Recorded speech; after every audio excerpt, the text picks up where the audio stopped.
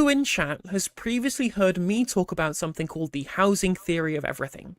Well, if you haven't heard about it before, what it basically is the idea that the politics of the UK is almost entirely driven by housing policy and nothing else.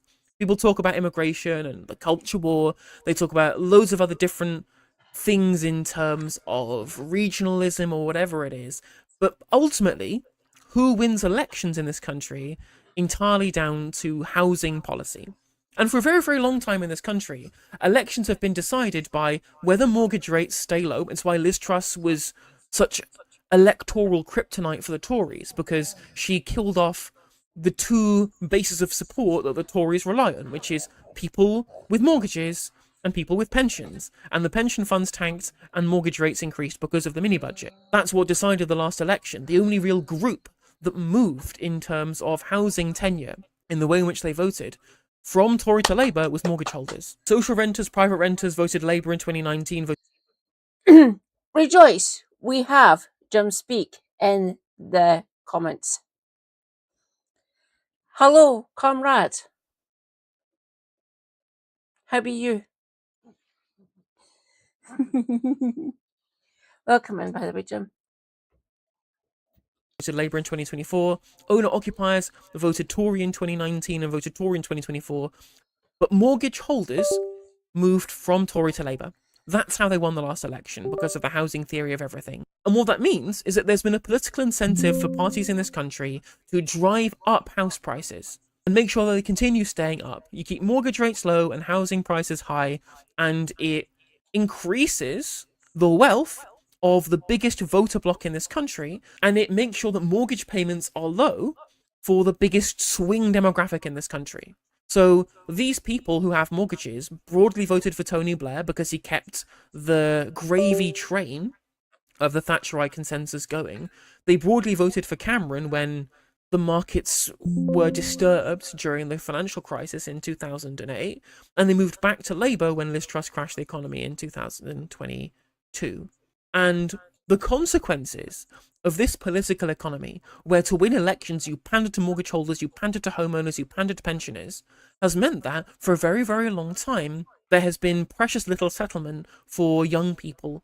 And millennials, broadly now, millennials are now up to the age of like 38, 40 in lots of cases, and millennials have been dispossessed by this. Not just in terms of actual wealth, right? They never gained the wealth in the first place. They've been dispossessed of political power because their cohort is smaller and younger compared to the larger cohort of mortgage holders and pensioners. But they've also never had access to the gains of capitalist society or the gains of liberalism, first of all due to low wages and low productivity and a worse deal between the bargain between labour and capital than their parents had. The parents had better jobs, trade unions, higher wages, defined benefit pensions, access to council housing or cheap housing, and indeed access to cheap capital to become landlords too. So all of the material gains of the old generations were never seen by millennials, were never seen by Zoomers. And that political dispossession has made them very radical and very left-wing. But things might be about to change. The millennials of yesteryear, who never got onto the housing ladder, who never gained some level of wealth, who have been tied to the political left, who opposed the political right, who were the main base of support for that political economy, are now becoming a larger political bloc. I'm of the opinion now that millennials as a generation are probably going to define politics from the next election moving forwards in the way that boomers and Gen X have defined politics for the last 30, 40 years. And I think that that political bloc will be very powerful if politicians can corral that political bloc. So this is reporting from the BBC, which I think might show that the winds might be changing. In the past few years, house prices have typically risen more slowly than people's wages, which, all things being equal, makes it easier for prospective buyers to save. That has also changed the ratio between house prices and average incomes. Back in 2021, house prices were nearly 9 times average incomes. Today, they're 7.6 times. And some lenders will take a smaller deposit, sometimes just 5%, which can help overcome the deposit hurdle, a key difficulty on getting on the ladder. People looking to buy can now, in some instances, get a mortgage by saving significantly less money than a few years ago. If first-time buyers can cobble together a deposit, lenders have recently been more willing to offer larger loans with longer repayment times. Some buyers can purchase their homes with terms lasting up to 40 years, significantly longer than the usual 25 to 30 years. That can help lower monthly repayments. Crucially too, because property prices are growing more slowly and interest rates have fallen from their recent peak, mortgage payments relative to wages are moving back towards the long-term average. Figures from Nationwide show that if you were a first-time buyer in 2007, your mortgage payments were about 45% of your take-home pay. Today's first-time buyers are paying 32%. That's still above the long-run average of 30%, but it's moving in the right direction. Smaller deposits and longer mortgage terms are not without risk, however. Those who take that route will end up paying more in interest and are vulnerable to losing money on their property if the value of their homes doesn't increase. Ultimately, to make it as easy to get on the ladder as it was for previous generations, we need more homes. And I think that's true. And the current government are behind their current targets. The government are behind their current targets. They have a target of 300,000 homes a year. Not enough. Not enough. Build more council houses. It's not that fucking difficult, really. It isn't. There's new council houses, new social rents getting built here in my very city. I will say again, it's not that difficult.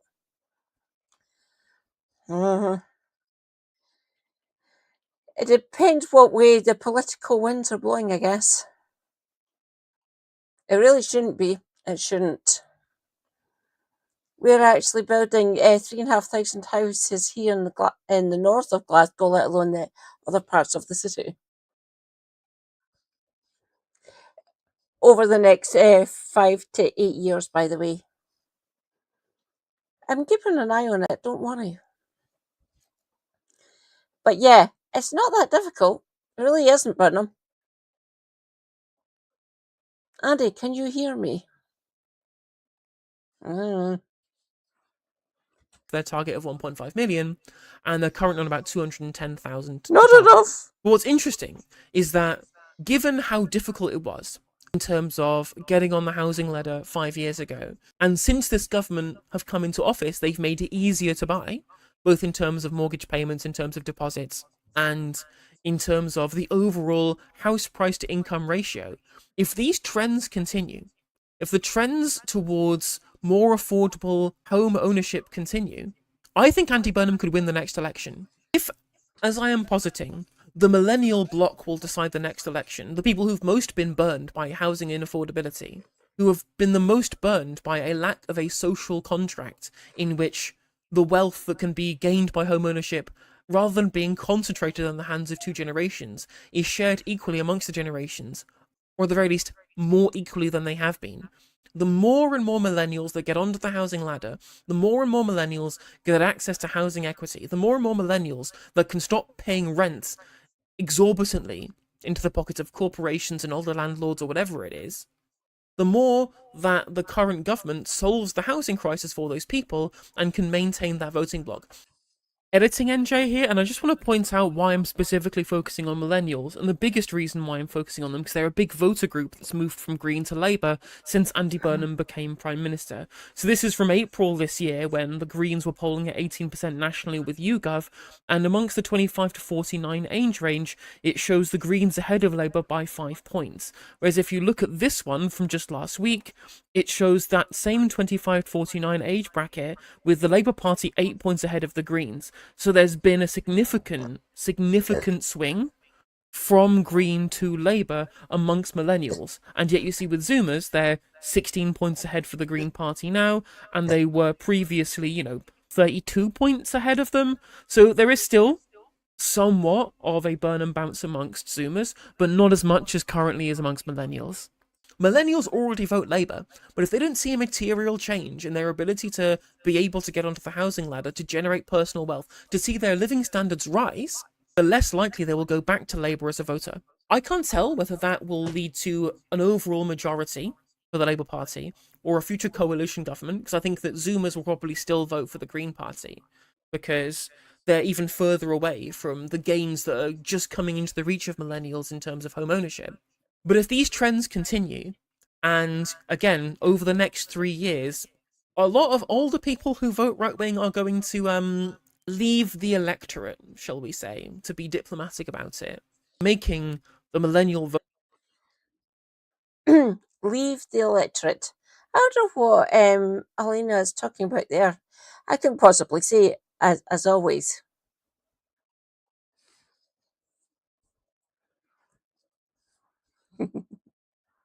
Voter bloc more powerful, the more likely that Andy Burnham is to win the next election. Again, I am fully of the opinion that the housing theory of everything is not going anywhere. This is my opinion, by the way, future viewers, don't hold me to it. I'm not Nostradamus here. I am just trying to lay out what my opinions are, what my thoughts are, and what my predictions are. I can't claim to be infallible or the oracle. But it's my opinion that the housing theory of everything will continue so long as we have a Thatcherite economy base, which we still will do. But one of the big things that's pushed millennials away from right-wing politics is the inability to provide them with personal wealth, personal stability, the ability to be able to have high enough wages to be able to buy a house and raise a family and hit those milestones that were previously passed down from generation to generation through a social contract that's been eroded by right-wing politics, that's been eroded by conservative pandering, that's been eroded by the accumulation of wealth in fewer and fewer hands, both in terms of the capitalist class and the older generations. Part one of fixing those problems is enabling millennials to have home ownership. And it looks like that's being slowly fixed by the current government. They then have to fix the problems of the labour capital relationships we've been talking about already on stream. I don't have high hopes that Burnham will do that. So things are quite up in the air. But then again, none of the parties are going to fix the problems of the labour capital relationship in this country other than maybe the Green Party. So given the way in which that the electoral system works, a lot of the people who've seen their overall living standards improve because of the access to home ownership that could be provided by current trends that we just saw in that article that have been part and parcel of the new government, they will probably end up defaulting to voting Labour to stop the parties who genuinely want to make them poorer getting into office. And that could be the tool, key, to Andy Burnham remaining Prime Minister for another 8 years rather than just 3. You've been watching a clip from one of my live streams. I do them 5 days a week. Make sure you hit the subscribe button and ring the bell down below to be ensured that you get notified whenever I post new videos and indeed when I go live as well. If you want to support the channel in a more long-term fashion, you can hit the join button down below to become a member. It's 99p and cheaper than a can of Red Stripe. And if you want to become a long-term supporter, you can also do so on Patreon. That's patreon.com/NoJusticeMTG. I'll see you on the next one.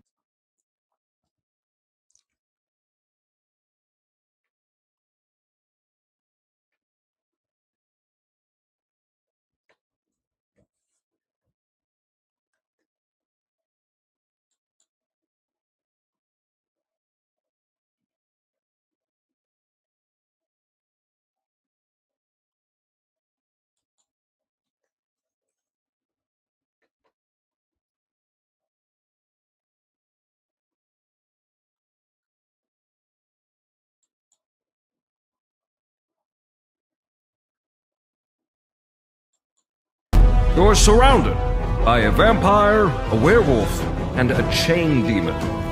This is it. The moment I've been waiting for. I cast Greater Polycule! Do you mean Greater Polymorph? I do not, no. Sometimes life gives you lemons and you make lemonade. And sometimes life gives you Nazis. And you depose them before they form a radical death called ethno state. Have a glorious day. What?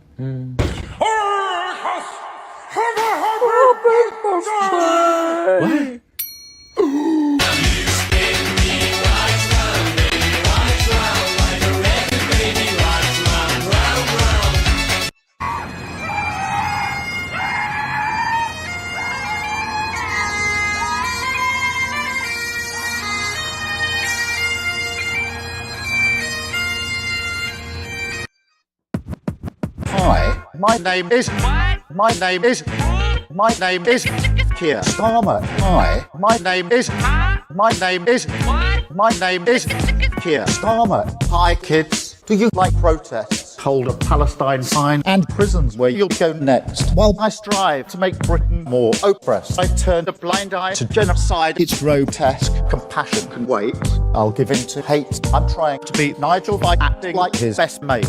And Farage says, Thanks for the free press, but if you don't want me next, perhaps we should agree less. mistakes always trending from deputy's job, ending to spending time defending a friend of Jeffrey Epstein. I'm less keen on helping you than trying to get mean. I'm more underwhelming than an impotent sex scene. Thames Water, not nationalised. Northern Powerhouse Rail, not realised, says, Thanks for the free press, but if you don't want me next, perhaps we should agree less. Mistake always trending from deputy's job, ending the old spending time defending crazy. Just like my skull, this track from Slim Shady, that kind of own goal, there's just no saving. That's why I leave you cold like old ladies. Taxing the rich might be your wish, but making life fairer ain't on my list. I turn the tables, attack the disabled. Is that what Labour voters wanted to enable? They didn't vote for me. They voted not Conservative. Thanks, A huge Andy. majority could deliver an alternative. Instead, what an uninspiring mess. This is my most famous message is the return of the sausages. And I confess what impresses even less. I'm relying on AI to fix the NHS. The fact I love AI shouldn't be a shock to you. It's just like me, inauthentic and unpopular. Back once again, I'm Hi, the Mr. Lee. GPM. Talking like a robot, not having any friends. If I can't amend our country's current trend, Farage in charge is the way the story ends. Nothing changes, just more pain. It's clear that to blame is Keir Starmer. Nothing changes, just more pain. It's clear that to blame is Keir Starmer.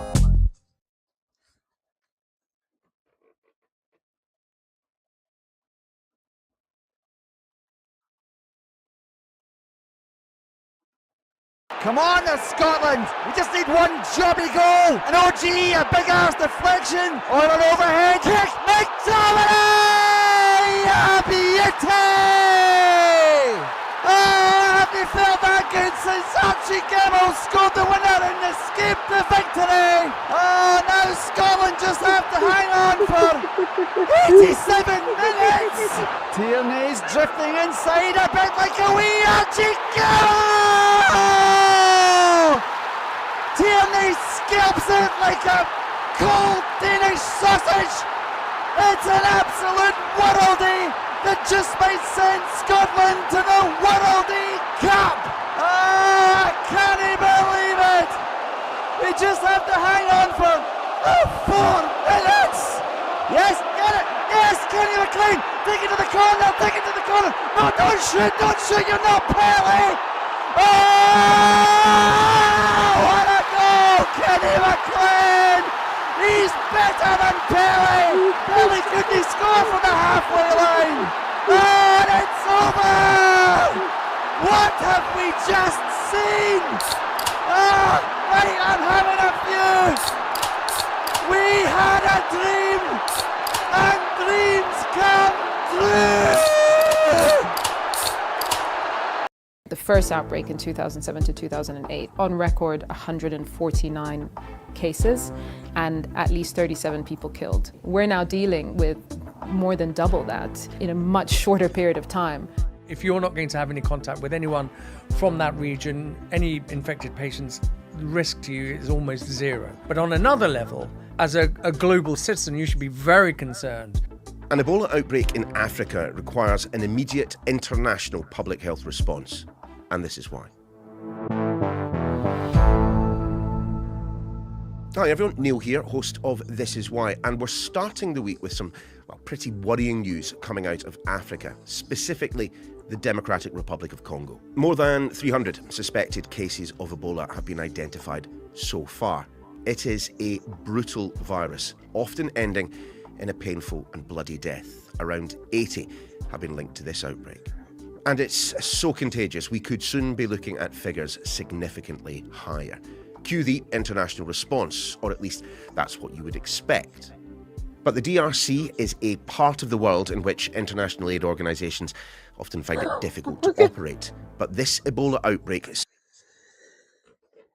Lost my phone for a week, was in the shed under a heap of Hessian bags after a spot harvesting last week. It would have been well protected by the Hessian, by the way, Mr. E. I feel for you that the fact that you lost our main communication device, I guess. Fucking hell.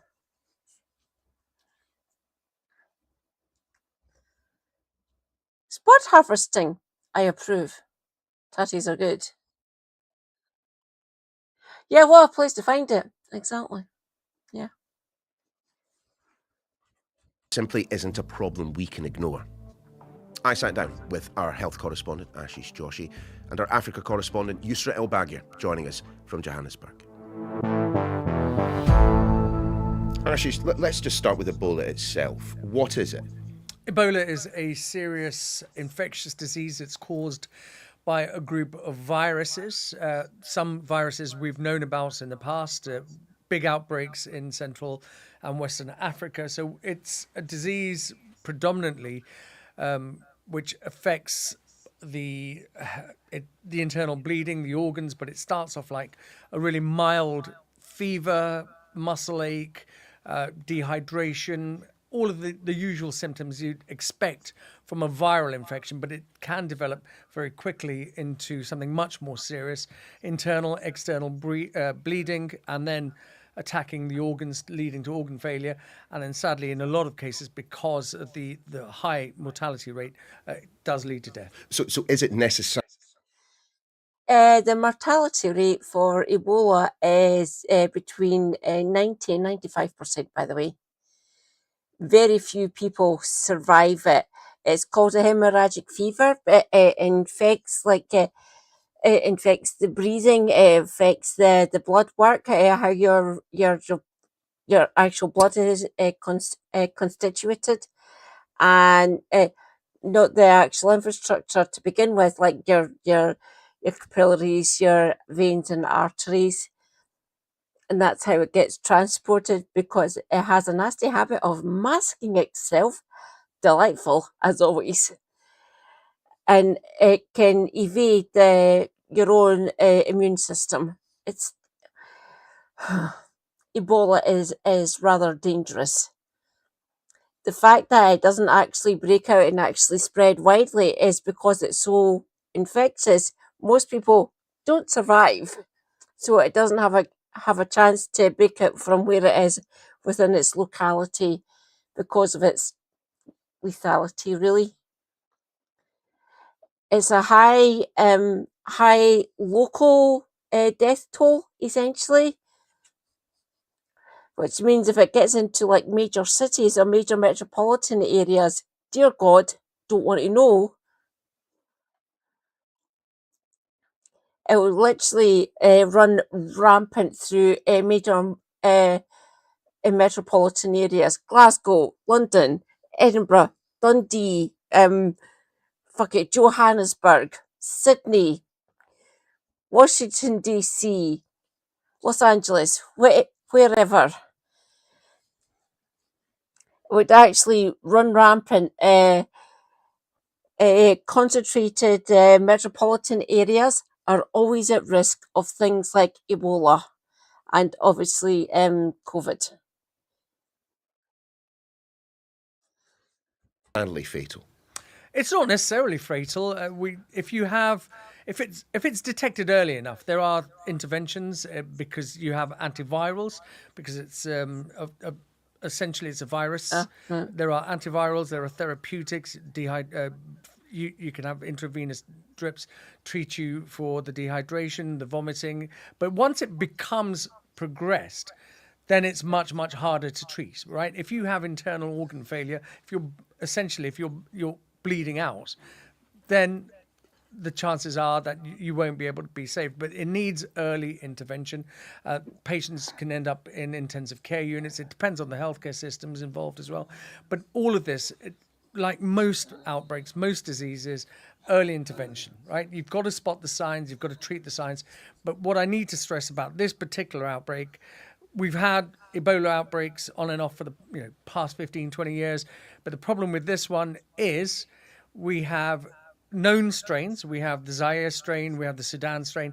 This one is a new strain, which is much more unfamiliar. Okay, so now this wasn't picked up in time, and there are no vaccines for this strain. That's what makes this outbreak particularly concerning. Okay, so how contagious is this? How does it actually spread?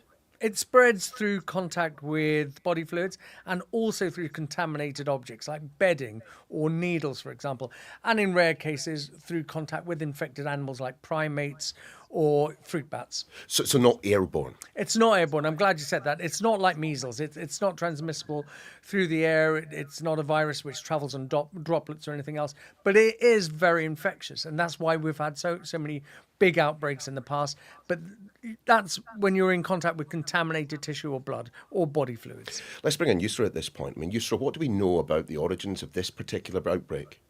I mean, that's what makes this so dangerous and concerning, Neil, is that we don't know who patient zero is.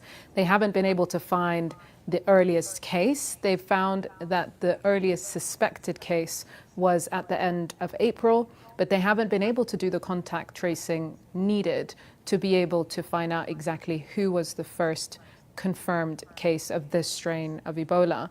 And that obviously raises a lot of concerns and increases the risk. But there's also the fact that this is happening in an area where gold mining is very common. So there's densely populated towns around these gold mines, including Bunia, which is the capital of Ituri province, where there have been cases as well. So you've got a spread of people, not just across the region, but also to neighboring countries. And then you have this inability to be able to track down who the first case was, to be able to identify as many cases as possible and contain the outbreak. But a lot of people have been going to witch doctors, to places of worship, to spiritual healers, and that, again, is one of those cultural community level issues that is going to make this outbreak hard to control.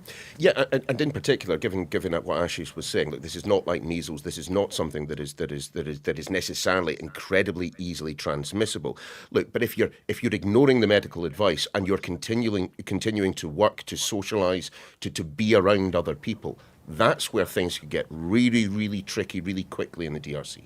Absolutely. And this variant, we've been told by World Health Organization officials, is very slow to detect. So there's a 6 to 8 hour window where viruses can be identified and detected, but that they're saying that the period of time it takes to actually confirm a case of this variant, of the Bundibugyo variant, is longer. So you've got people who are exposed, who are moving in the world, who may have the virus and haven't had the symptoms or have been confirmed to have the virus. But then you've also got very porous borders. You've got a lot of that kind of community education work not happening anymore, because we've seen these funding cuts, not only to,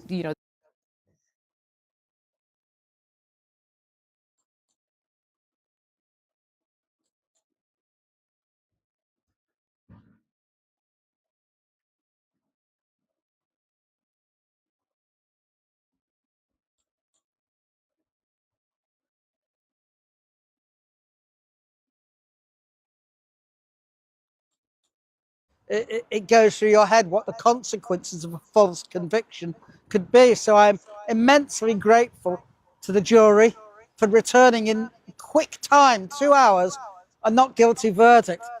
Right, so Britain's just spent almost 3 years and a mountain of public money trying to transform 3 tweets from a chap called Tony Greenstein, a 72-year-old Jewish anti-Zionist from Brighton, into the literal philosopher's stone of terrorism convictions. And all they produced for themselves was an even bigger mountain of embarrassment. Greenstein's supposed crime? Well, he was accused of inviting support for Hamas because of a few posts he made on the 7th of October 2023. We all know what happened on that date, of course. His defence? He supported Palestinian resistance, not Hamas itself, though it's hard to expect the Crown Prosecution Service to see the difference after 3 years spent poring over his blog. Apparently national security in 2026 involves chasing after bloggers in their 70s, while anyone truly dangerous is just left to presumably enjoy their scones and jam in peace, especially those ones who don't put the jam on first, proper wrong-uns as they are. But it failed. Oh, how did it fail? Not just failed. This was failed. Oh, Demo, naughty. Jam first. Sorry. Hate to disagree. But carry on. Failed on a scale that would get you booed off Britain's Got Talent, making a complete arse of itself in public with absolutely nothing to show for it. Tony Greenstein was facing the possibility of 14 years in prison over it, though, and that's not a laughing matter. The CPS spent years polishing this turd of a case, trying to make it shiny, presumably hoping to dazzle the jury into blindly coming up with that sought-after guilty verdict, but only produced a bigger and bigger smell instead. The jury, left distinctly unimpressed by it all, took 2 hours and 11 minutes to toss the whole thing into the nearest skip. That is Tony Greenstein outside Kingston Crown Court after being unanimously found not guilty of inviting support for a proscribed organisation. The organisation being Hamas, of course. The case focused on 3 posts Greenstein published on that date of the 7th of October 2023. The prosecution argued they crossed the line from political speech into inviting others to support Hamas, and Greenstein said they did not. The jury agreed the CPS had not proven its charge, so 3 years of investigation and prosecution and all the legal theatrics that go with it, all for a verdict that landed faster than a cabinet minister scrabbling around to avoid the truth on a Sunday morning politics show.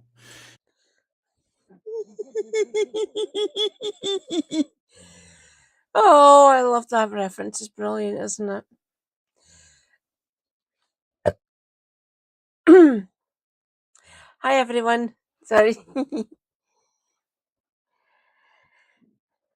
This is just going to be chill and me reacting and laughing, essentially. I will do some analysis, I think.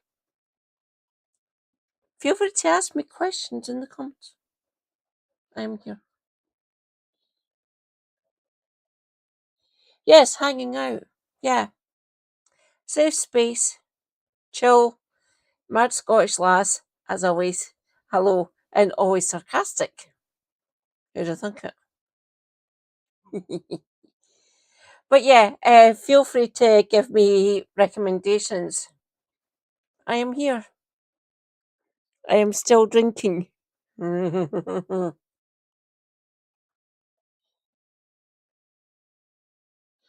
Yeah, good headline by Demo, as always, because Demo, Colonel Uncle, praise be Demo. Hi Demo, praise be. Praise be.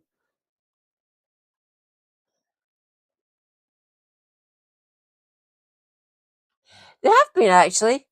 It's good to see. Me next. Not to get too big for my boots, of course. I deserve recognition. It's not exactly a sparkling return on investment for the British state either, unless, of course, you believe burning public money is a new national pastime. It certainly seems to be. It is. Burning public money as a pastime for the British state. Yeah, it is. It is. With Labour governments these days falling over themselves to prosecute pro-Palestinian sentiment. Greenstein was not accused of joining Hamas, he was not accused of raising money for it, or organising for it, or acting on its behalf. This case was purely about words. 3 tweets, what those words meant, and what the CPS wanted a jury to believe Greenstein intended others to take from them. And were they trying to say that you have a track record of supporting Hamas or anything like that? No, they weren't. I mean, they were taking 3 tweets which said full support for the Gaza ghetto uprising. I didn't even mention Hamas. It was the thinnest of thin gruel that they had, and they tried to confect it with the aid of a very sympathetic Zionist judge, Judge Plashkas.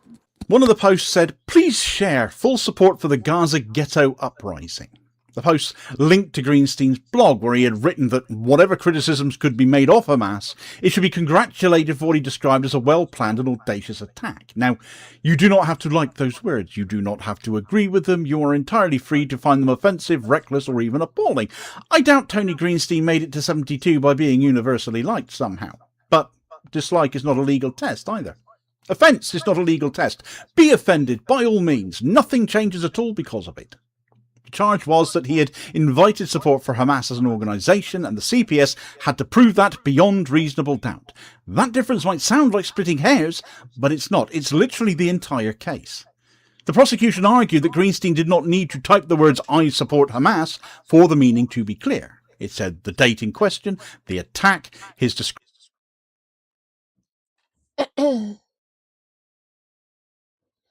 No, I haven't. Post it in the Discord with you, Andy. Thank you. Or just post it in the chat. I've got my live stream up anyway. I haven't seen it. I'd be curious. As always, I'd love to comment on it.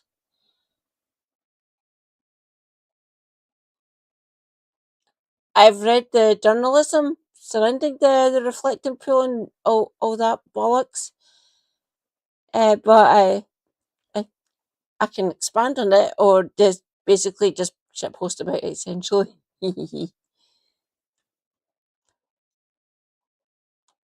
Any more ammunition that I need to fire towards the Tangerine bar bag? Bring it on. Ha ha ha. Description of a Gaza uprising and the passage on his blog could only be understood as support for Hamas. Greenstein responded that he supported Palestinian resistance against occupation and siege, but did not support Hamas as a political or religious organisation. CPS said those two positions had become one. Greenstein said they had not. And do think about that for a minute.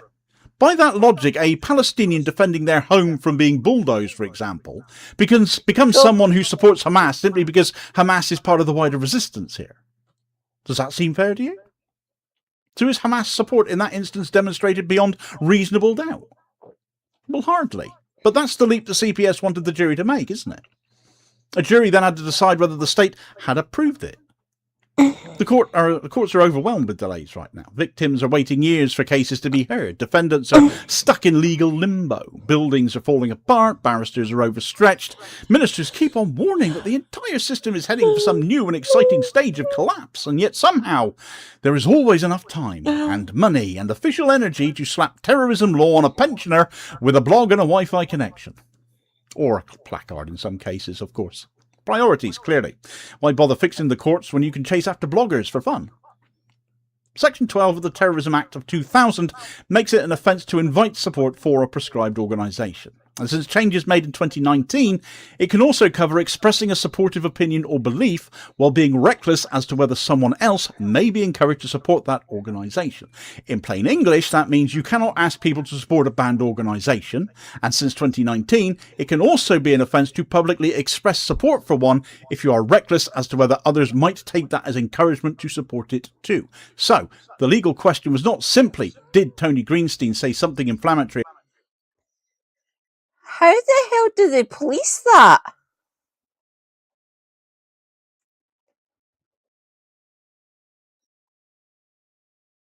We're watching a slow motion car crash. True, mystery. True. Yeah. It sucks, doesn't it?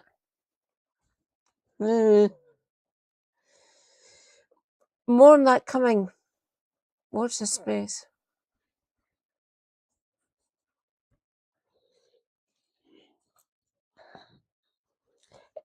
It's not beyond our country, at least in my estimations, to actually have a better press, a better media, better journalists. That might be possible. You never know. I'm not holding my breath. About 7th of October, it was whether his posts amounted to encouraging support for Hamas as an organisation or expressing support in a way that recklessly encouraged others to do so. Right. This is serious law, of course. The maximum sentence is 14 years for this. But it's also law that reaches directly into speech and opinion and political expression, which means the distinction between what someone actually supports and what that state infers they support matters a great deal. The government's own explanatory notes make clear that the original invitation offence aimed to prevent inviting third parties to support that organisation. It didn't simply prohibit holding an opinion supportive of one. Now that doesn't mean anything goes. Doesn't mean every statement about a prescribed organisation is protected either. The law now extends beyond the original offence anyway. But the CPS still has to prove the actual charge. It cannot just point at Palestine, lower its voice to a spooky whisper and hiss, terrorism, and hope 12 jurors will obediently connect the dots for them. They won't. They won't. There's a reason that juries are anonymised and picked from the general populace. Yeah, good luck with that one. Just saying.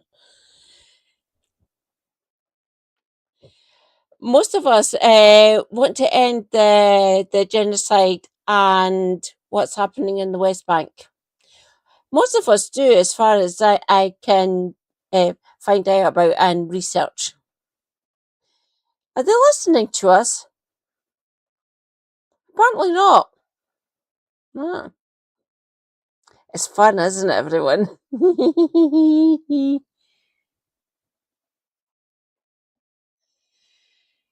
It is good news, kind of, Reza. Rejoice, comrades, Reza Lindsay, in the chat. Hi, Reza. You can take it as good news, I guess. Maybe. Any victory we have against the British state. Yes. Good. It depends how we move on from it, though. As always. Good evening, Reza. How are you? The prosecution itself accepted that opposing Israel was not a crime. Believing the occupation of Palestine is unlawful was not a crime. Supporting Palestinian liberation was not a crime. Condemning what has happened in Gaza was not a crime. All perfectly lawful political positions to hold as they are. But there is always a however waiting when the state has spent years building a case and finally reaches the point where everything starts to fall apart. However, the prosecution said Greenstein's particular words on that particular date linked to that particular blog post had gone further. They amounted to an invitation of moral or intellectual support for Hamas. That was the line it wanted the jury to draw. The jury did not draw it where the CPS wanted them to. Now, this is the part that gets lost when an acquittal is reduced to a triumphant... It's not up to the CPS. You can't, as much as they try to manufacture consent, you still can't change what happens up in here. You can't. Good luck trying with that, by the way, for the vast populace here in the UK. Some people might actually follow the line, if you wish to call it that. They're not going to make me do that.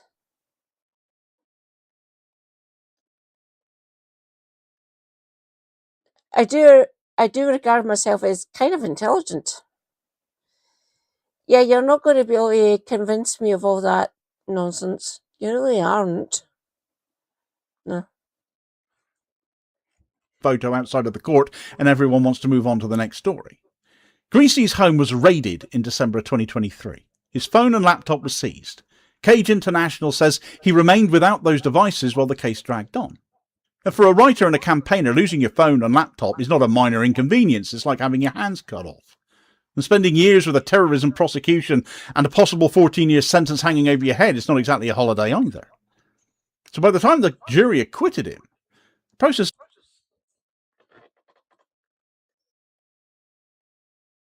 Me? You? Reza, you or you? I am me.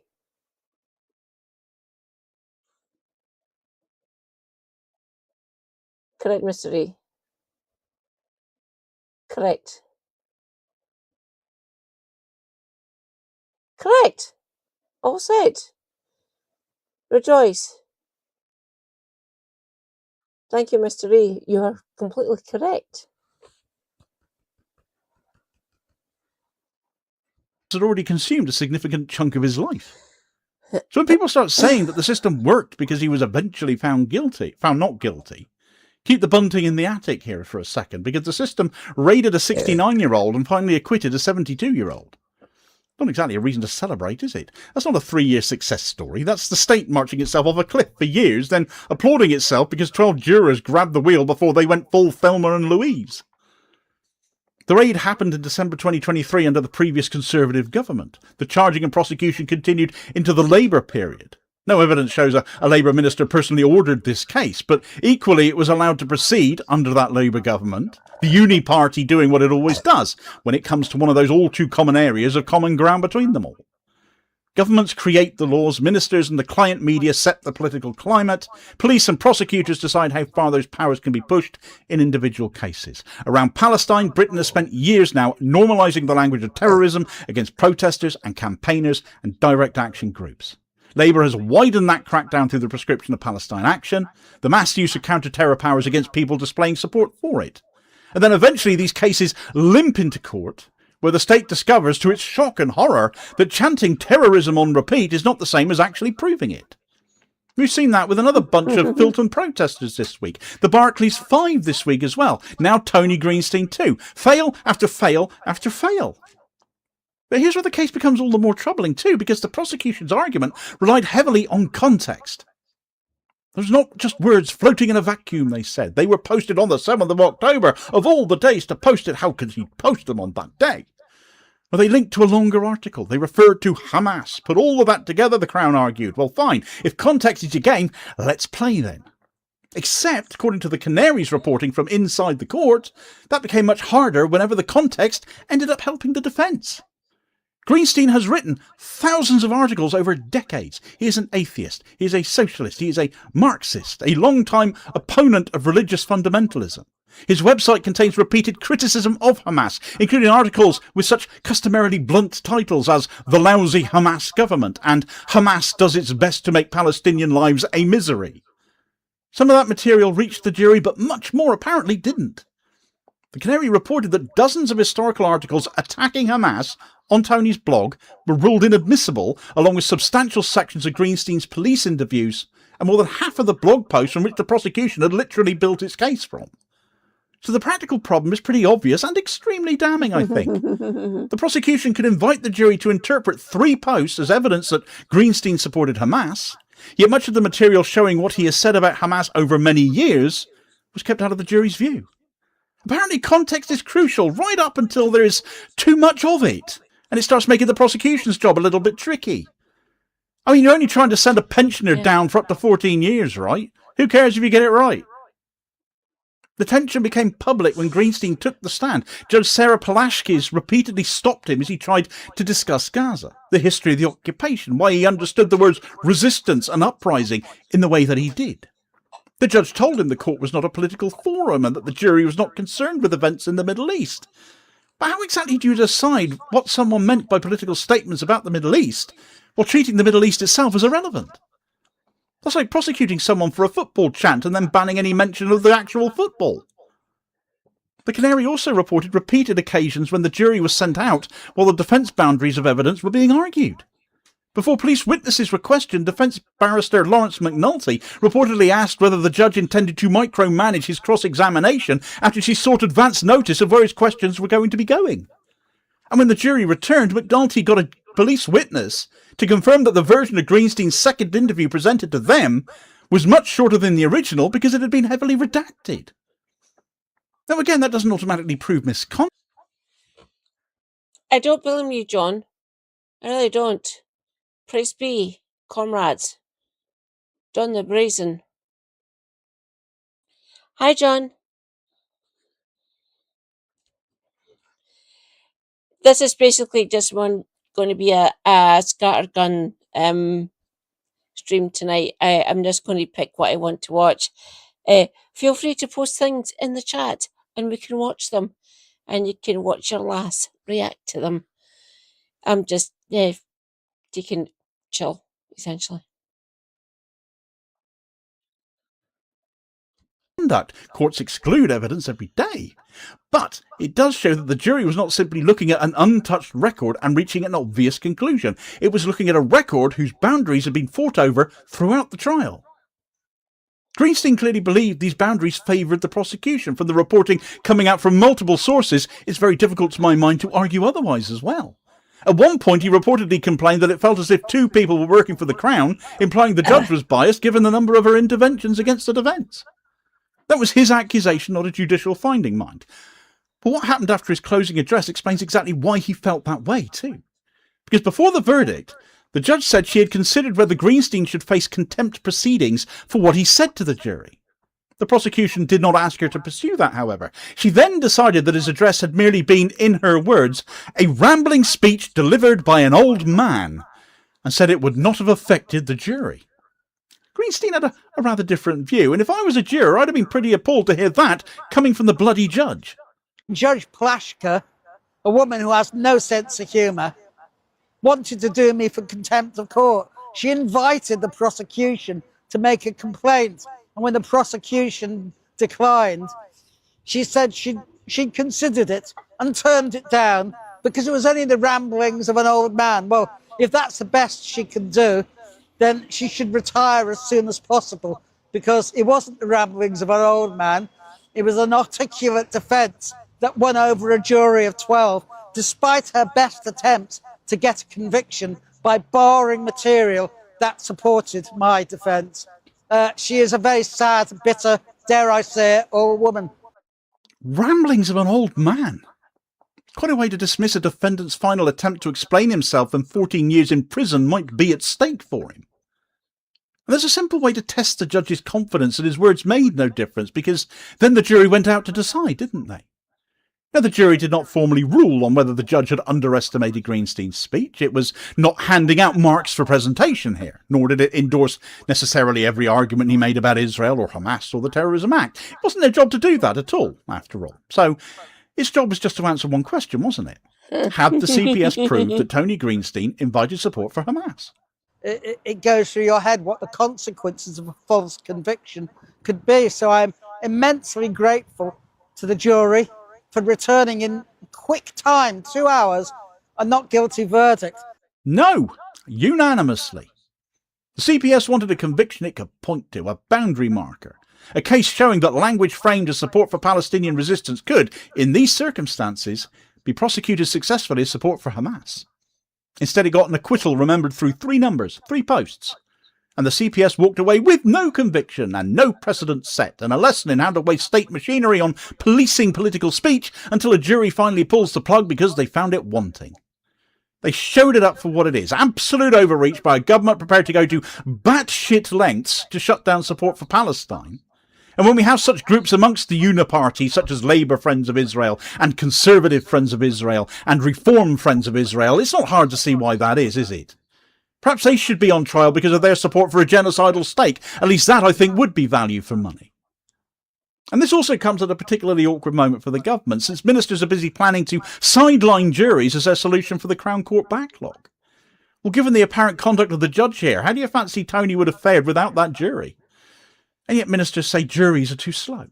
And these prosecutions for terrorism of people who are not terrorists are increasingly being seen through by juries. The judge was not happy.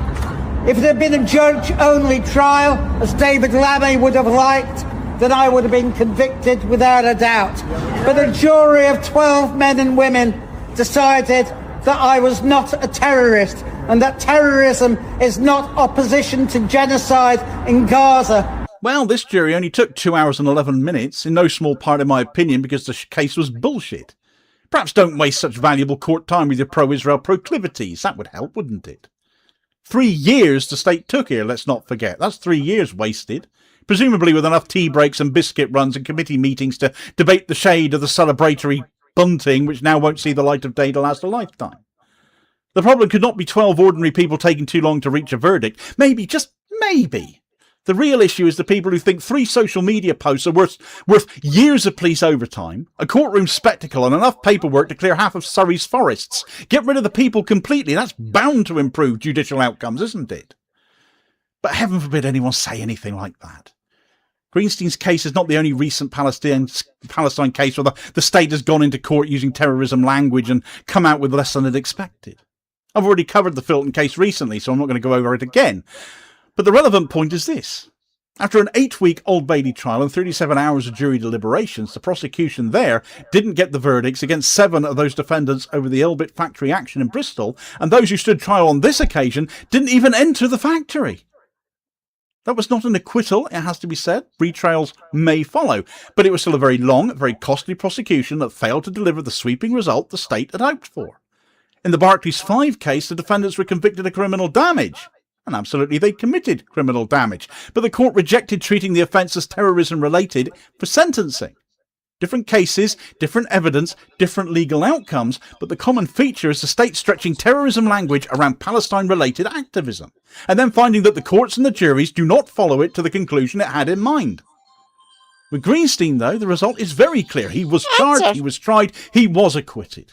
Britain took 3 posts from a Jewish anti-Zionist pensioner, spent nearly 3 years trying to turn them into a terrorism conviction, and exposed him to a possible 14-year jail sentence. 12 jurors needed just 2 hours and 11 minutes to hand the CPS its backside over it.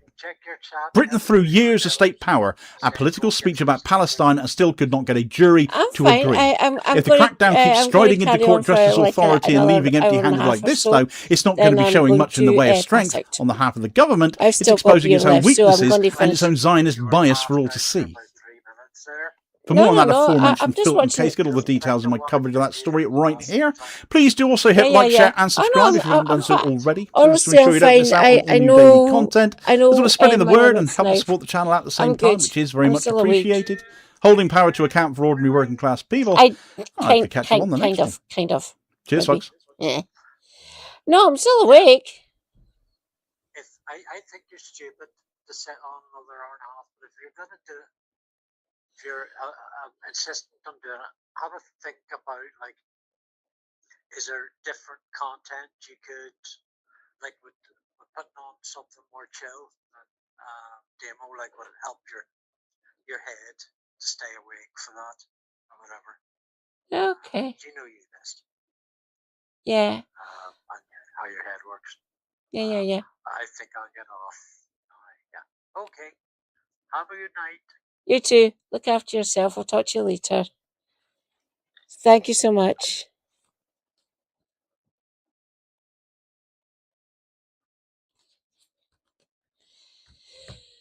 I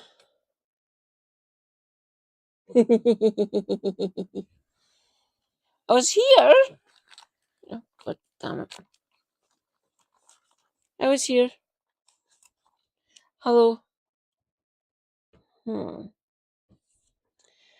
I will leave off the one that Mr. The Speak gave me because it's probably going to not do me good psychically. That can wait till tomorrow.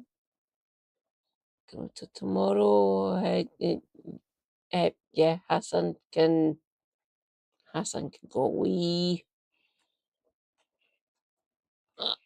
Oh, God damn it.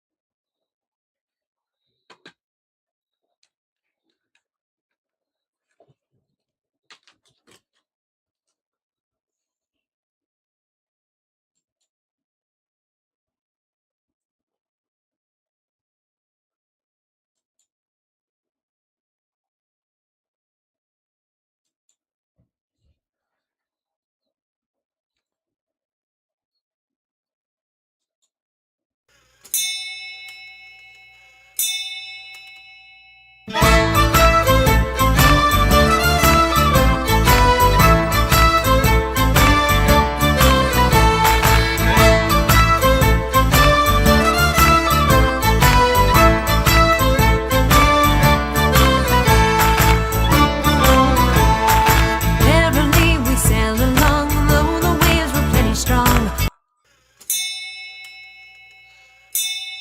Sorry.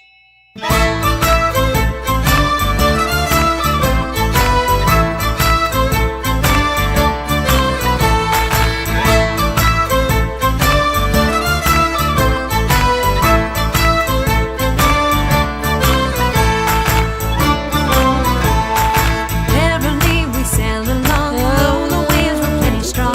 Down the twisting river Ryan, following the song. Legends faded storyline tried to warn us all. Oh, they called her Lorelei, careful or you'll fall.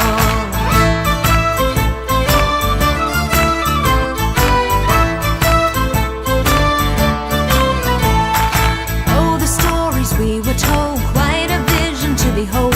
Mysteries of the seas in her eyes of gold.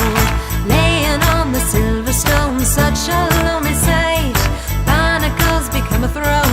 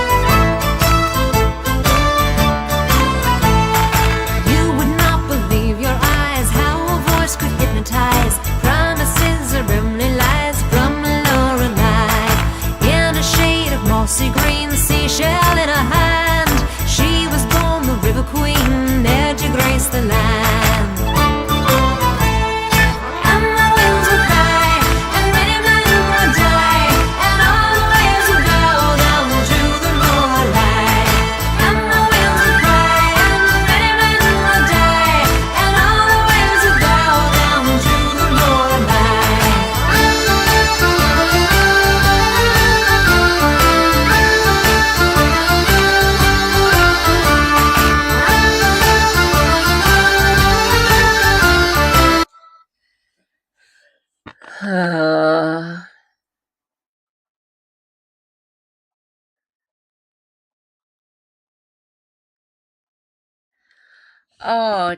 damn.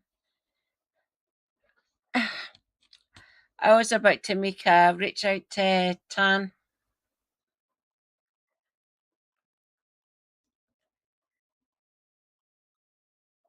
I'm up for you with helping with that, John, if you want. I think we can actually rescue Super Tan. I think we can. I think it's within the kind of all of us in this community. Both my community, Kev's and Helena's, and Turn Left's, and the Burks. It's not beyond us to actually reach out to Super Tan.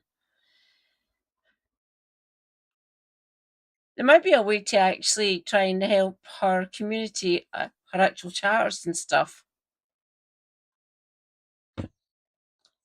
I'm up for trying, as always. Depends how it goes, though, as always. Do you not think she can be saved? That's kind of depressing.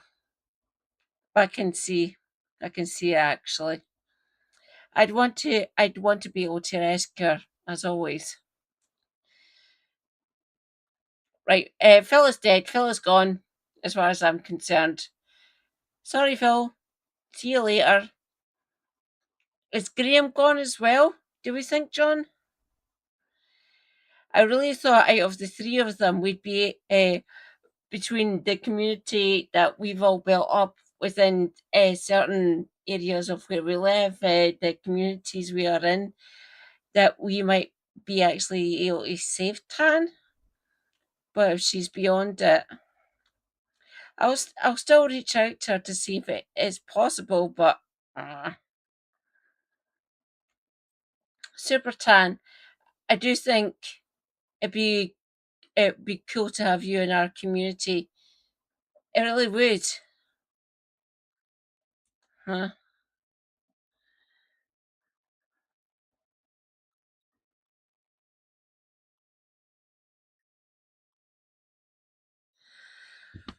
Yeah. Oh, God. It hurts, doesn't it, John? It really does. Though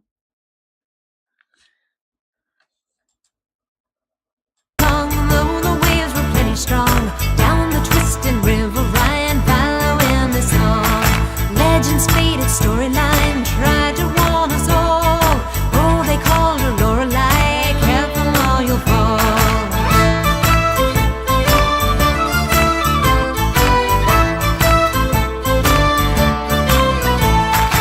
Oh, the stories we were told, quite a vision to behold. Mysteries of the seas in her eyes of gold, laying on the silver stone, such a lonely sight. Barnacles become a throne, my poor Lorelei. And the winds would cry, and many men would die, and all the waves would bow down to the Lorelei. And the winds would cry, and many men would die, and all the waves would bow down to the Lorelei.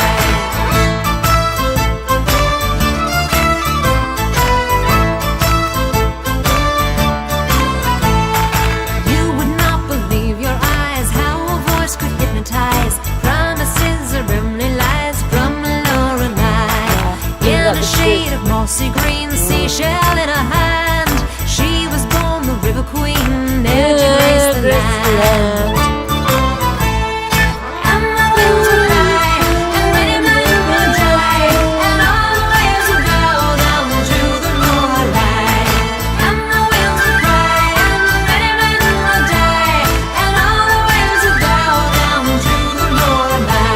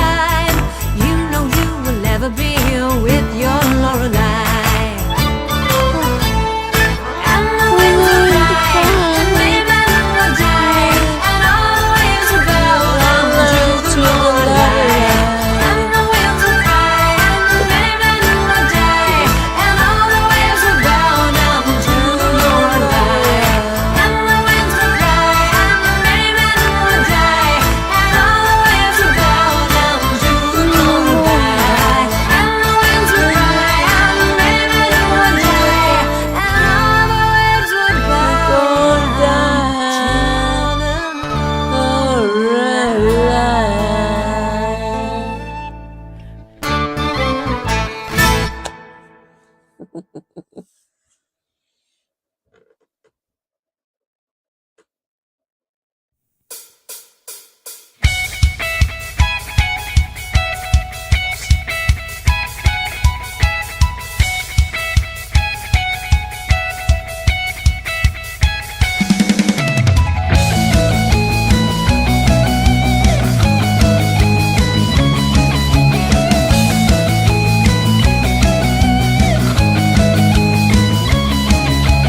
matter how you live your life, you're breathing every day, depending on somebody else to lead you on your way. But even if they disappear, you're breathing all the same, 'cause all you'll do is drag along whomever keeps you safe.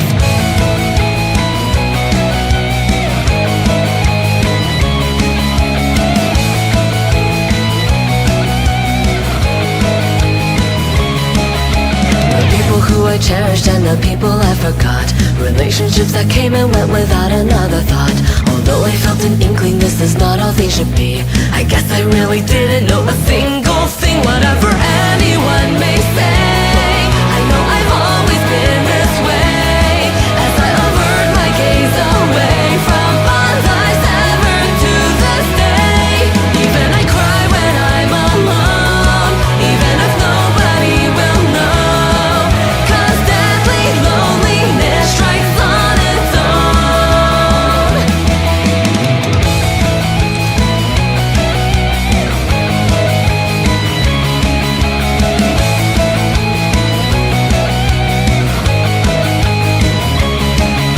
For all the people's feelings that I threw off to the side, although I know I needed them to keep myself in line, the punishment for running from my duty all those times has tightened all around my chest and now begins to bite. Before I know it, something in my heart begins to change. I wish I had somebody else to share my everyday. My body feels so numb as I succumb to prickling pain. I realize now that solitude is not a strength. Whatever words I said out loud, I know there's no returning now. And yet again I tell myself it's fine because it can't be helped. No matter just how much I cry, no one will be there by my side. The cracks within my heart run deep with time.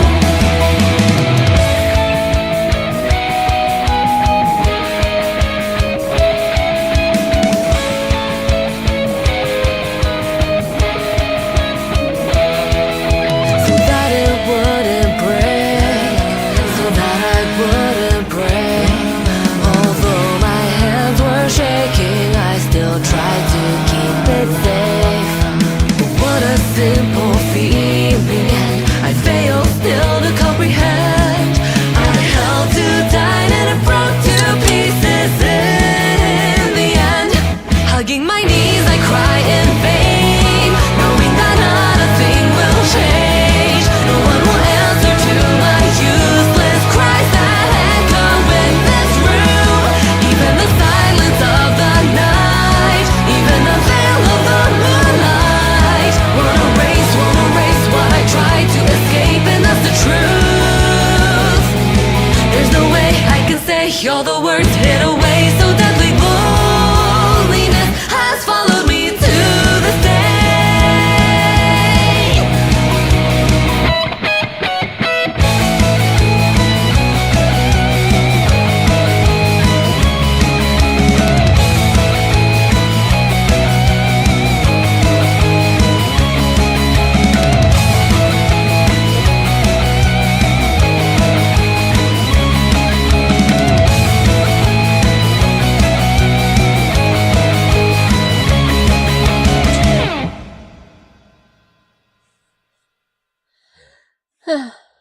You heard it, darling, you look perfect tonight.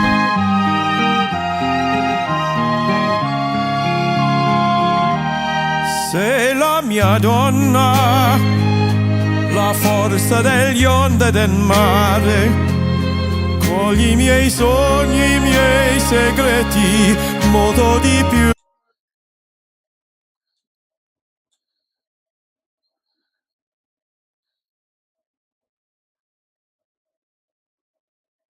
Come on.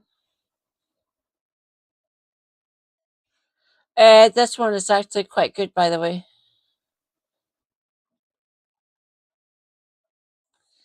Oh, for fuck's sake. Right.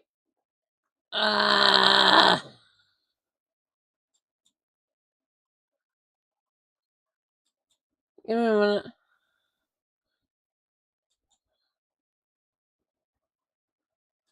Give me.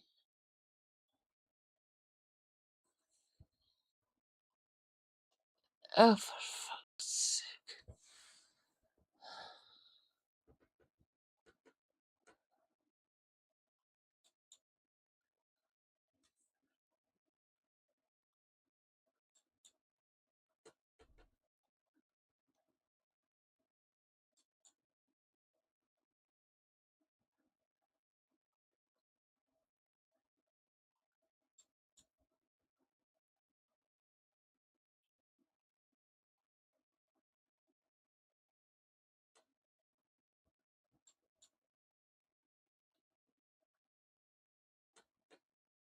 You heard it, darling, you look perfect tonight.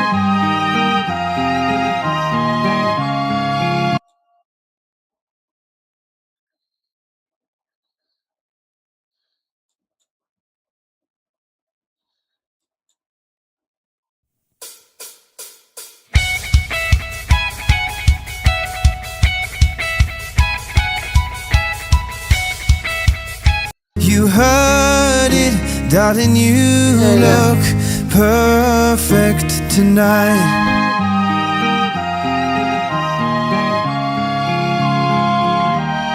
Sei la mia donna, la forza degli onde del mare. Cogli i miei sogni, i miei segreti, molto di più. Spero che un giorno l'amore che ci ha accompagnato diventi casa, la mia famiglia diventi noi. E siamo sempre bambini, ma nulla è impossibile. Stavolta non ti lascerò. Mi baci piano.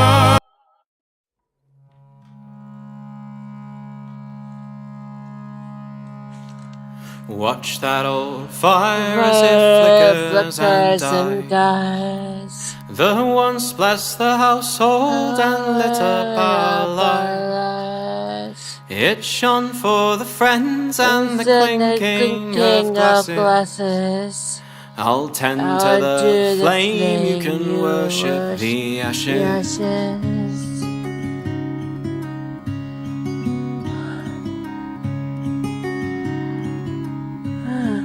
Capture the wild things and bring them in line, and on what was never your right to confine. The lives and the loves and the songs are what matters. I'll tend to the flame, you can worship the ashes. Do you feel heavy, your eyes drop with grief? Your spirit is wild and your suffering is brief. So never you buckle and bend to the masses. I'll tend to the flame, you can worship the ashes.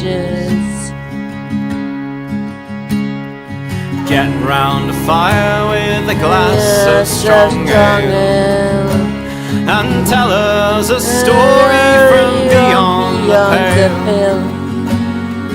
Bury some seeds and expect some strong branches. I'll tend to the flame, you can worship the ashes. Now show me a man that can meet all his needs. For what we need most now is unity, see. A common old song for all creeds and all classes. I'll tend to the flame, you can worship the ashes. I'll tend to the flame.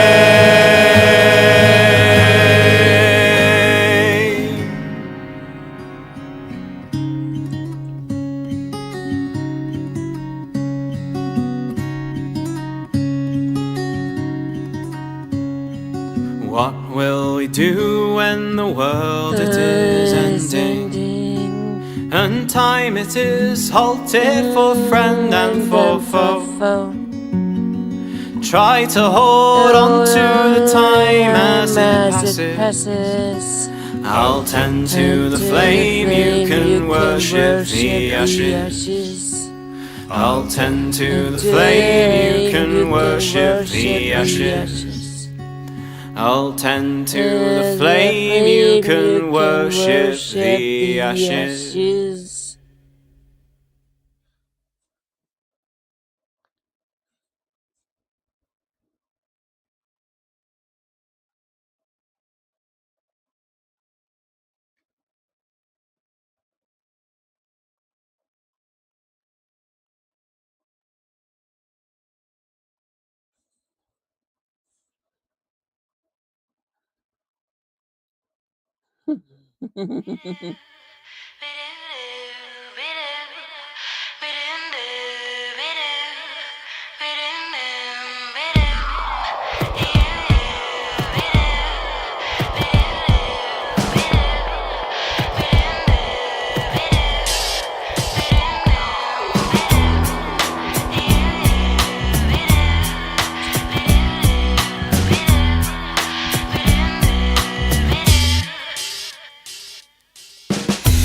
Angels smiling on my happiness.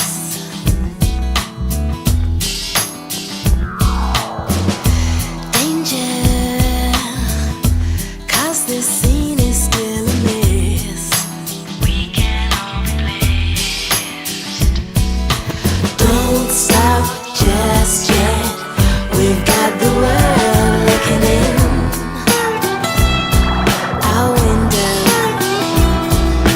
Don't stop just yet. We've got the world looking in our window. Spacecraft spinning slowly out of sight.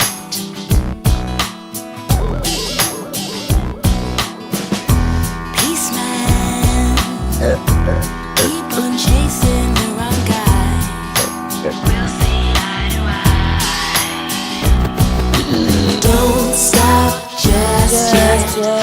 We've got the world looking in our window. Don't stop just yet. We've got the world looking in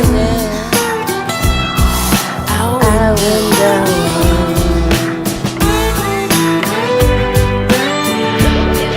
Got the world looking.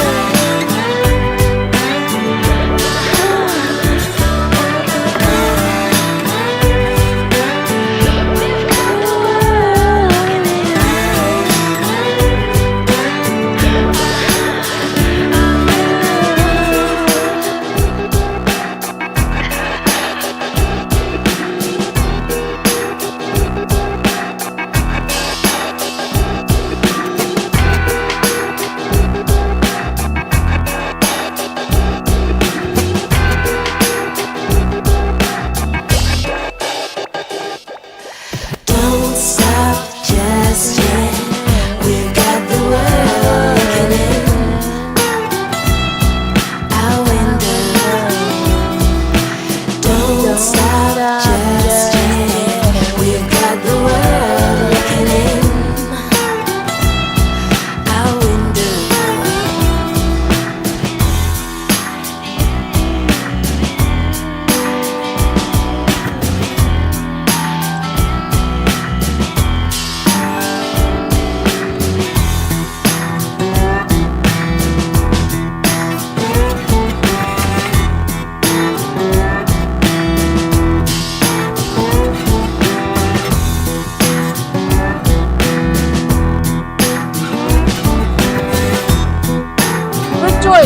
comrades. We have parkours. Hi, parkours.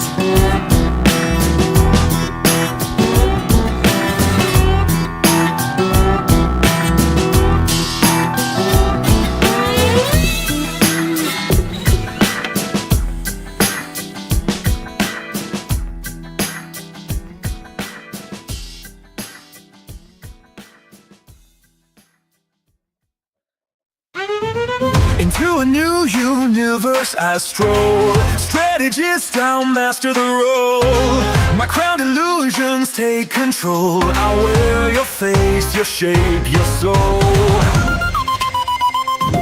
Your power is mine.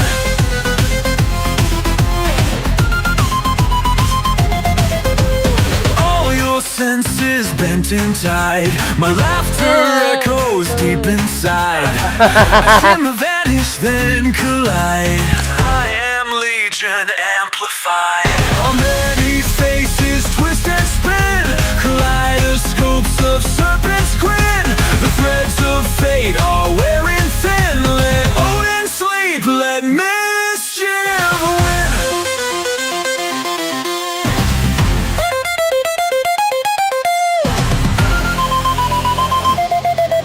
From icy Jotun blood I rise, gilded in Asgard's golden guise. Stitching space-time with my lies, my illusions catch unguarded eyes. Sip and sap from cosmic trees, I shape the future as I please.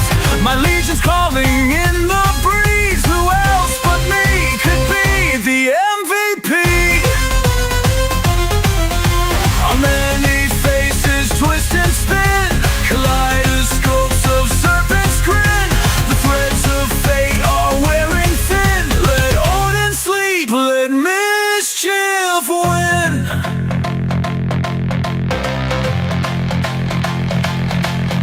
In every timeline, our legion grows fast. Mischief is the key to changing your past. Oh, hell, Loki, glorious and wise. Through his purpose, the future lies. On many faces, twist and spin. Kaleidoscopes of serpent's grin. The threads of fate are wearing thin. Let Odin sleep, let mischief win.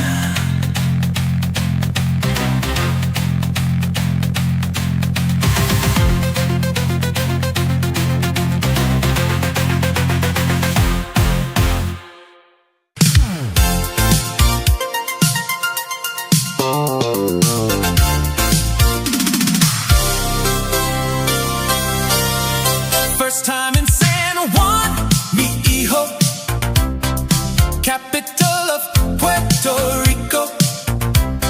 Immediately was enchanted. The whole plane clapped when we landed. Didn't wanna do just tourist stuff, so I took the bus to Caguas. It's a wild place to vacation. Slot machines in the bus station. On my first time in Puerto Rico, Malta and Mofongo, Papacito. One flag is light, the other dark blue, and a Barack Obama statue. All of this in Puerto Rico. First time in San Juan, mi hijo, capital of Puerto Rico. Immediately was enchanted. The whole plane clapped when we landed. Didn't wanna do just tourist stuff, so I took the bus to Caguas. It's a wild place to vacation. Slot machines in the bus station. On my first time in Puerto Rico, Malta and Mofongo, Papacito. One flag is light, the other dark blue, and a Barack Obama statue. All of this in Puerto Rico.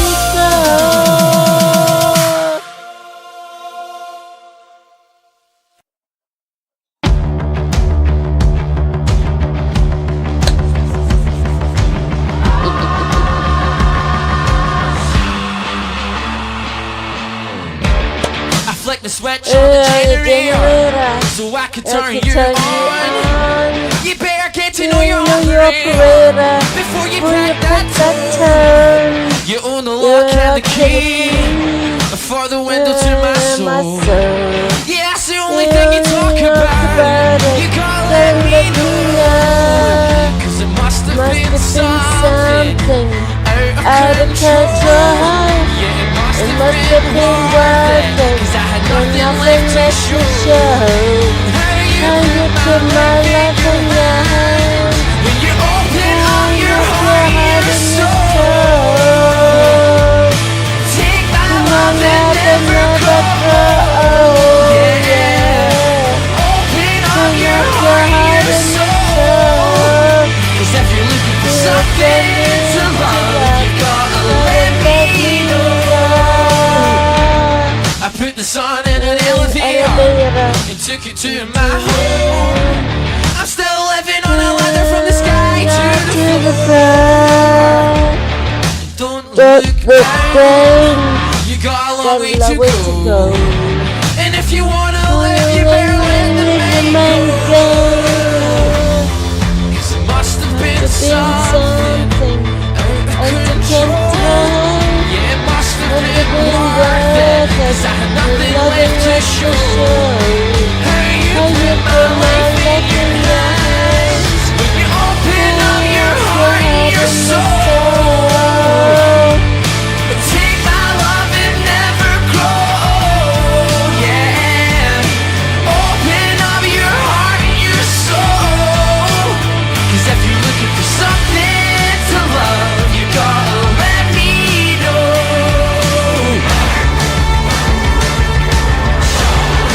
Parkour said, give me the next song and I will see a politician.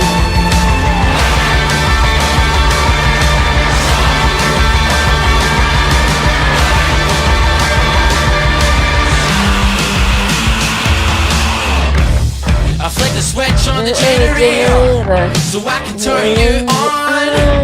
Yeah, that's the only thing you talk about. You gotta let me know.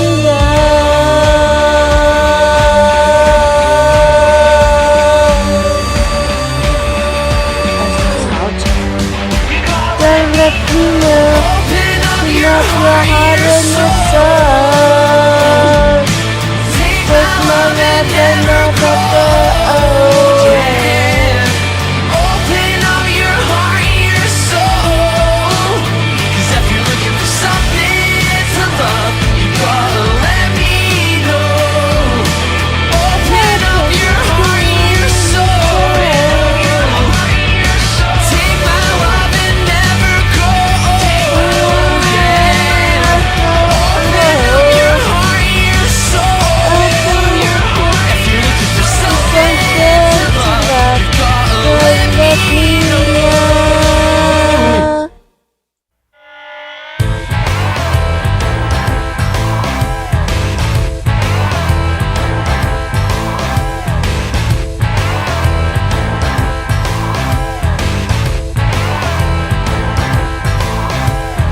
I tried hard to mend my wicked ways.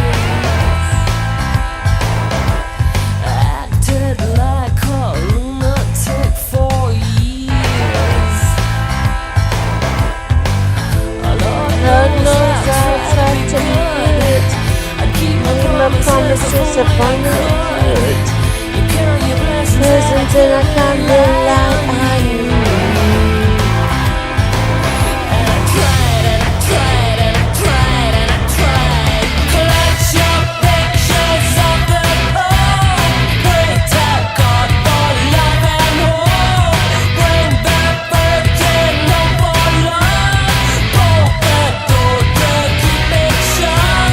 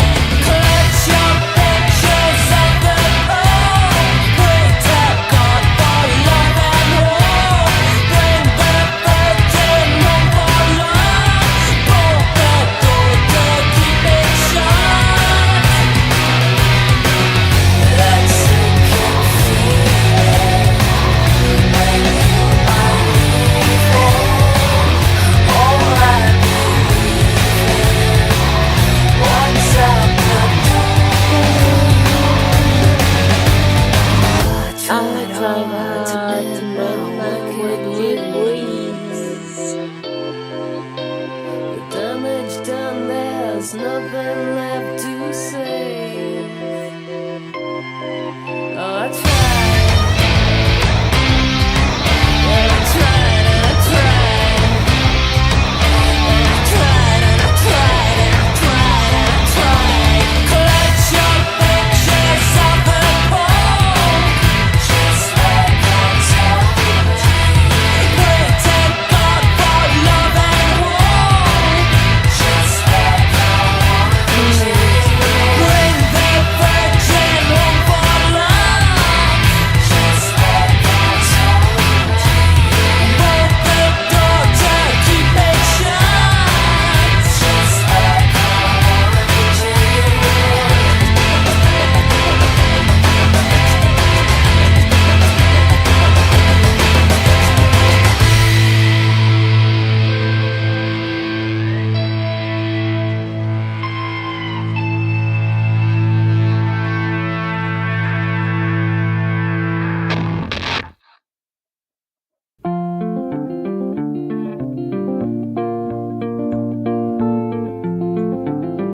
장이가 좋아하는 랜덤 게임, 랜덤 게임, 게임 스타트.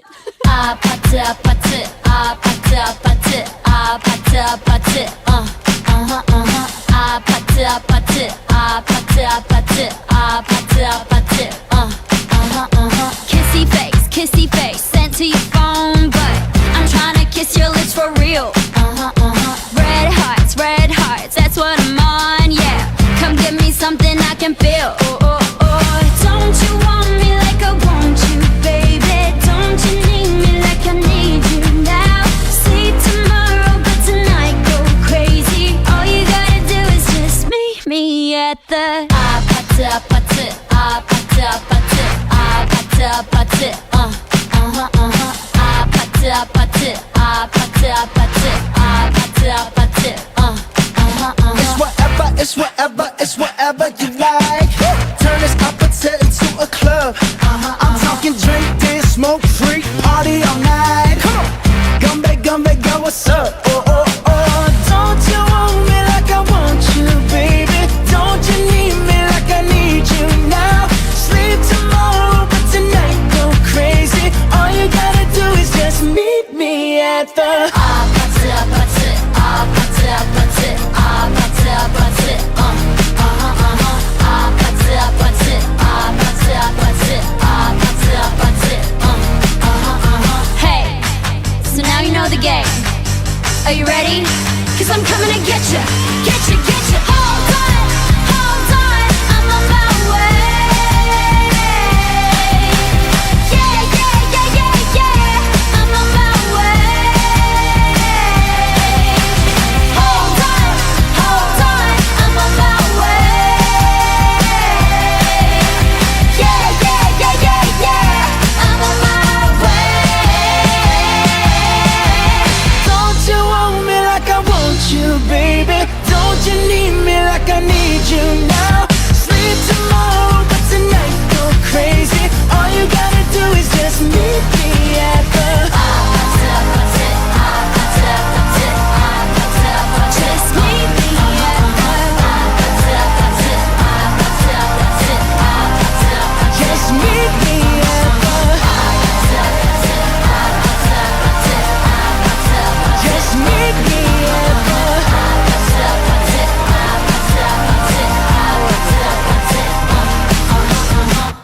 I don't know. Hello. The Democrats won't save you if you're drowning. They won't help you if you are in pain. They'll ask you for your vote. They'll tell you they are broke. Then send a lot of money to Ukraine. Republicans will obviously kill you, but at least you know where they are at. They'll shoot you in the head, make sure that you are dead. The Democrats will shoot you in the back, and also in the balls. But this is the best democracy we've ever had anywhere. If you're a billionaire, boys, if you're a billionaire. I am also oh dear, here comes another election year. I'd rather have a stick in both my eyes. I will hopefully be. We'll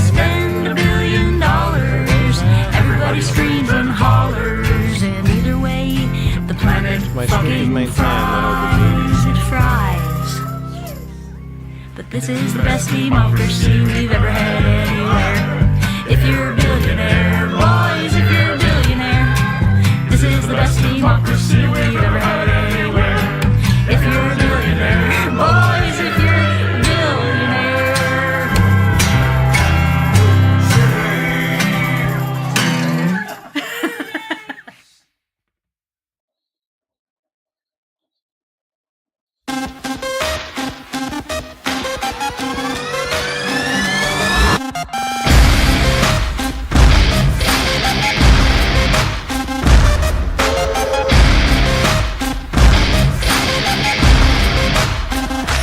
Counting on hearts like yours to keep me burning, to keep me up till 2 in the morning. You'll be bright when I'm starting to rust. You'll be right behind the words. I'm counting on hearts like yours to help remind me. I keep ignoring the white noise behind me. Don't ever let them water me down. I'm counting on you now.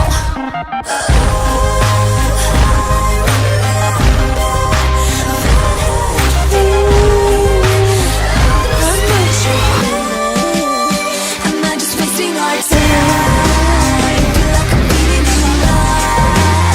Nothing left to say. Losing fire and growing tired, uninspired. But I will never let go. Never let up my hope. 'Cause I know once you feel it, you can't unfeel it. Once you dream it, you can't undream it.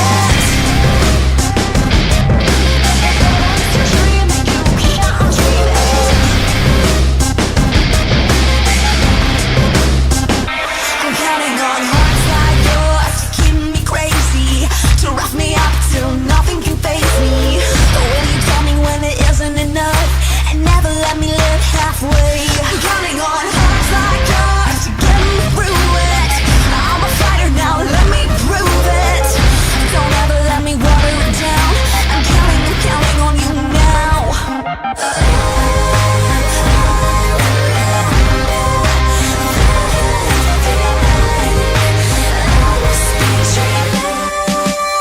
Am I just wasting our time?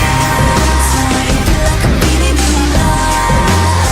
Nothing left to say. Losing fire and growing tired, uninspired. But I will never let go.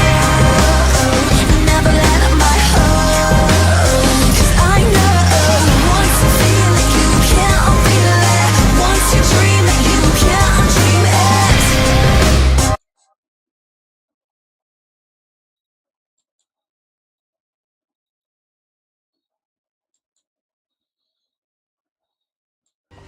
Of course I don't.